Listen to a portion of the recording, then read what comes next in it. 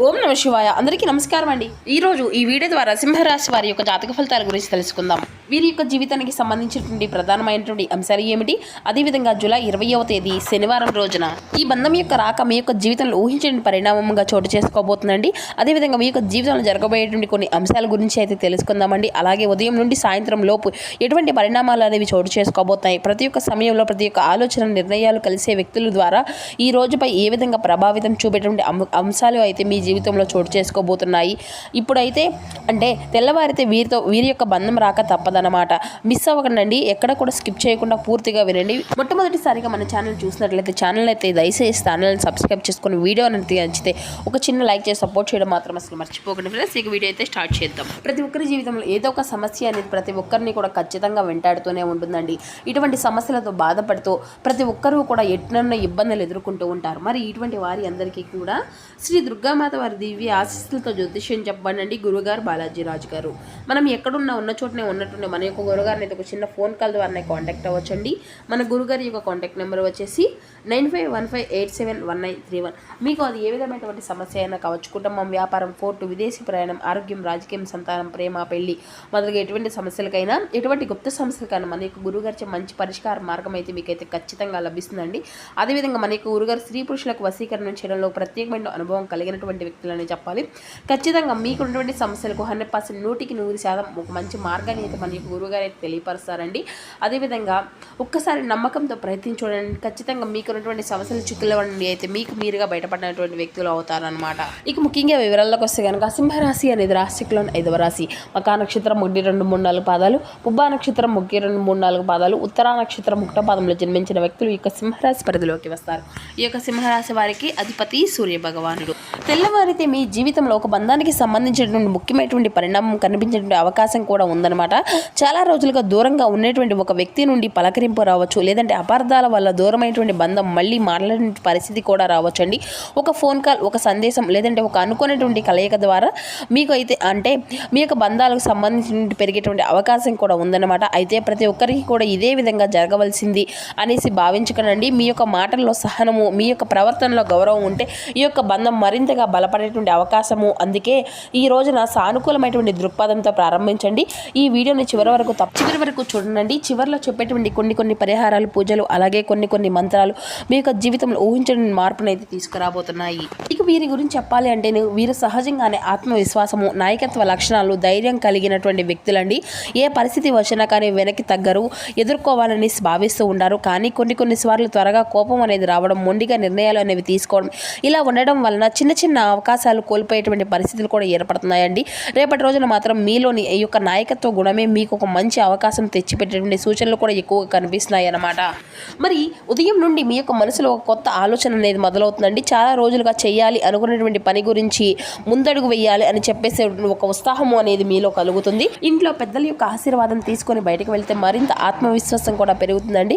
ఇక రేపు మీకు ఏ దిక్కున ప్రయాణం శుభకరంగా ఉంటుంది అంటే తూర్పు దిక్కు, ఈశాన్య దిక్కు వైపు ప్రయాణం కూడా ఈ యొక్క దిశలో ప్రారంభించేటువంటి కొన్ని పనులు కూడా అనుకూలంగా ఉండేటువంటి అవకాశాలు కూడా అధికంగానే కనిపిస్తాయి.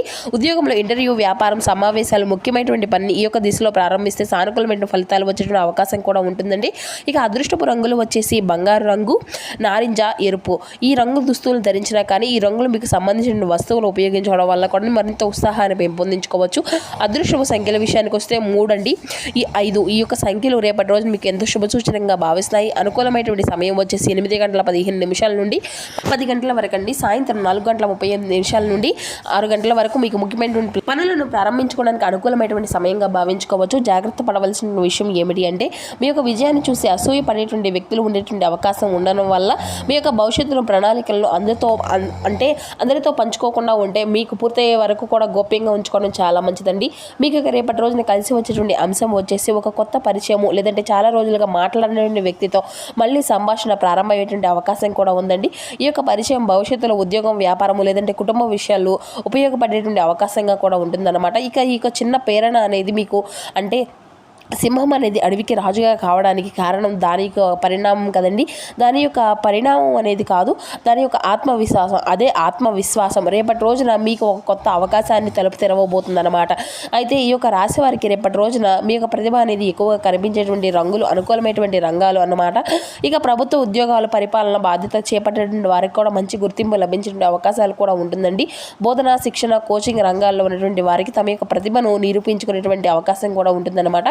అయితే మీకు సోషల్ మీడియాలో, డిజిటల్ కంటెంట్ రంగాల్లో ఉన్నటువంటి వారికి కూడా కొత్త కొత్త అవకాశాలు లేదా ప్రేక్షకుల యొక్క ఆదరణ అనేది జరగవచ్చు. రియల్ ఎస్టేట్, నిర్మాణ రంగాలకు సంబంధించిన పనుల్లో కొత్త కొత్త పురోగతి లభించుకుంటుందండి. బంగారు, నగలు, వస్త్రాలు, ఫ్యాషన్కు సంబంధించిన వ్యాపారాల్లో అసాధారణమైనటువంటి పరిణామాలు ఉండేటువంటి అవకాశం కూడా ఉంటుందన్నమాట. ఇక రేపు కాస్త ఓర్పుతో వ్యవహరించవలసినటువంటి రంగాల్లో వచ్చేసి భాగస్వామ్య వ్యాపారాల్లో చిన్న చిన్న అపార్థాలు వచ్చేటువంటి అవకాశం కూడా ఉందండి. ప్రతి ఒక్క నిర్ణయాన్ని ఒక్కసారిగా పరిశీలించడం చాలా మంచిదండి. ఇక భారీ పెట్టుబడులు పెట్టేటువంటి ముందు 1-4 సార్లు ధృవీకరించుకోవడం చాలా అవసరం అండి. ఓర్పు అంటే ఒప్పందాలు, లీగల్ వ్యవహారాల్లో తొందరపడకుండా అనుభవజ్ఞుల యొక్క సలహాలు అనేవి తీసుకోవడం కూడా చాలా మంచిది. అప్పులు ఇవ్వడము లేదంటే ఇతరుల యొక్క హామీ అనేది ఇవ్వడం, ఇటువంటి విషయాల్లో కూడా కొంచెం జాగ్రత్తగా ఉండండి. ఉద్యోగం, సహోద్యోగుల వాదనలు అనేవి దూరంగా ఉండడం వల్ల కూడా మీకైతే అనవసరమైన ఒత్తిడి నుండి అంతా కూడా తగ్గుతుంది. ఇక ఈరోజు మీకు అదృష్టాన్ని తెచ్చిపెట్టే అంశం వచ్చేసి మీ యొక్క మాట తీరు, ఆత్మవిశ్వాసం సరైన సమయంలో తీసుకునేటువంటి నిర్ణయాలే రేపటి రోజున మీకు గొప్ప బలంగా నిలుస్తాయండి.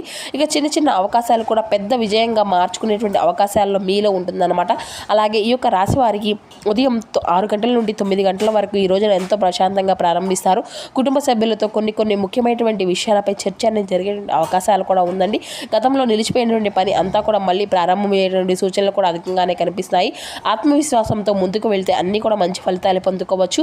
ఇక ఉదయం 9 గంటల నుండి మధ్యాహ్నం 12 గంటల తర్వాత ఉద్యోగస్తులు కొత్త కొత్త బాధ్యతలు అనేవి రావచ్చు. వ్యాపారస్తులు కొత్త పరిచయాలు ఉపయోగపడే అవకాశాలు కూడా ఉన్నాయండి.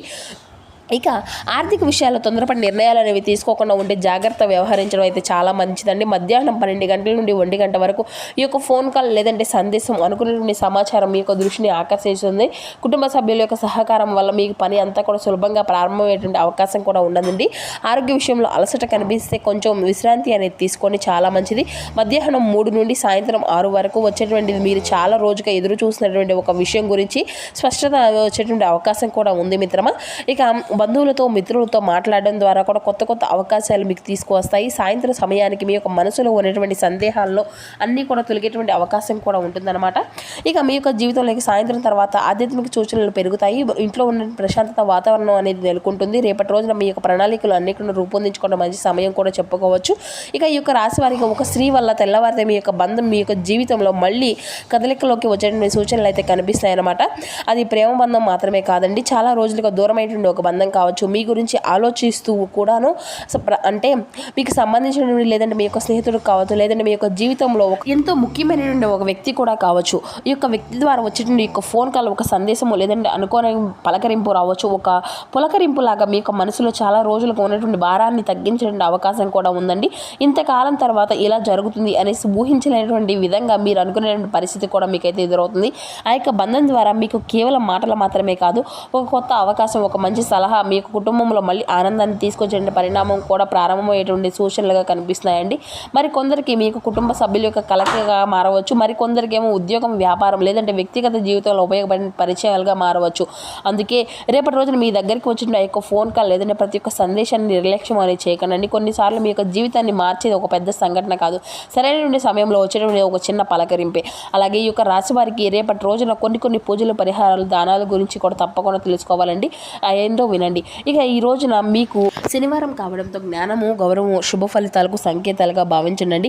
ఈ రోజున ఉదయం స్నానం చేసిన తర్వాత పసుపు లేదంటే పసుపు రంగు వస్త్రాలు ధరించి మనస్ఫూర్తిగా దేవుణ్ణి ప్రార్థించడం ఎంతో శుభప్రదంగా ఉందని భావిస్తారు. ఇక మీకు సాధ్యమైతే రేపు ఒక అరటి చెట్టు వద్ద నీరు అనేది సమర్పించండి. పసుపుతో చిన్న బొట్టు పెట్టి నమస్కరించుకోండి. ఇది రేపటి రోజున మీకు శనిగ్రహానికి సంబంధించిన సంప్రదాయ ఆచారాల్లో ఒకటిగా భావించండి.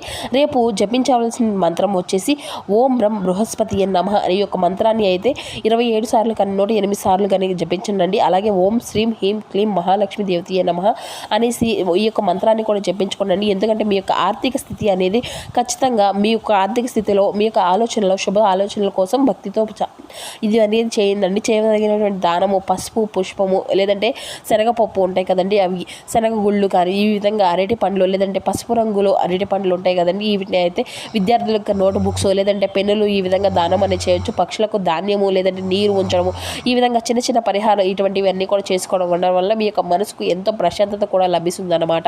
ఇక మీరు ఈ యొక్క చిన్న పరిహారం అండి, ఇది అంతా కూడాను బయటకు వెళ్ళే ముందు కొద్దిగా పసుపు అక్షింతలు అనేవి దేవుడి ముందు ఉంచి నమస్కరించుకొని బయటకు వెళ్ళండి. అలాగే పెద్దల యొక్క ఆశీర్వాదం తీసుకొని ఏ పని అయినా కానీ ప్రారంభించండి. పనులు అనేవి చక్కగా మీ యొక్క మనసుకు ధైర్యాన్ని, ఆత్మవిశ్వాసాన్ని ఇస్తాయండి. ఇక అంతా కూడా శుభప్రదంగానే ఉంటుందండి. మరి తెలుసుకున్నారు కదండి, రేపటి రోజున మీ యొక్క జీవితంలో జరగబడిన మార్పులు అనేవి ఏ విధంగా ఉండబోతున్నాయి అనేది ఈ వీడియో ద్వారా మీకు వివరంగా అర్థమైంది అనుకుంటున్నాను. సో మా వీడియో మీకు చిన్న లైక్ సపోర్ట్ చేయడం మాత్రం మర్చిపోకండి friends. Thank you for watching.